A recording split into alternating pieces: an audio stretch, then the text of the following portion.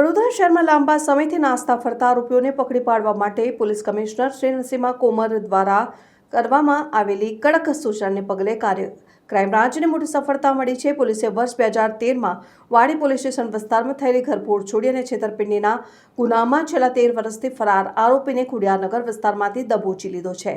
September 2013માં વાડી વિસ્તારની કરોડિયા પોળમાં એક જ્વેલર્સની બંધ દુકાનના તાળા તોડી અજાણ્યા તત્વોએ સોના ચાંદીના દાગીના, રોકડ, કેમેરા અને ચેકબુક મળીને કુલ ₹3,40,000ની ચોરી કરી હતી। આ ગુનાની તપાસ દરમિયાન ચોરીમાં ગયેલી ચેકબુકના 2 ચેકો પર ખોટી સહીઓ કરી આરોપી નીરજ બાગિયાએ મુંબઈમાં ખરીદેલા કપડાના પેમેન્ટ પેટે વેપારીને આપ્યા હતા। જોકે બેંક ખાતું અગાઉથી જ સ્ટોપ કરાવી દેવાયો હોવાથી આ ભેદ ખુલી ગયો હતો। આરોપી નીરજ ઉર્ફે નક્કી સુરેશકુમાર બાગિયા આ ગુનામાં પોતાની સંડોવણી ખુલતા જ પોલીસની ધરપકડ ટાળવા છેલ્લા 13 વર્ષથી નાસ્તો ફરતો હતો।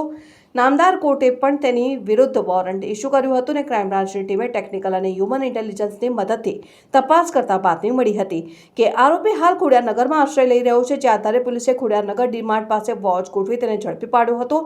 નીરજ ઉર્ફે નક્કી સુરેશકુમાર બાગિયા રહેઠાણ હાલ કૃષ્ણા પેરેડાઇઝ સોસાયટી ડીમાર્ટ સામે ખોડિયારનગર વડોદરા શહેર। ક્રાઇમ બ્રાન્ચે આરોપીની અટકાયત કરી આગળની વધુ તપાસ માટે વાડી પોલીસ સ્ટેશનને સુપરત કર્યો છે। 13 વર્ષ જૂના વણુકેલાયેલા કેસમાં આરોપી પકડાતા પોલીસ તંત્રએ રાહતનો શ્વાસ લીધો છે।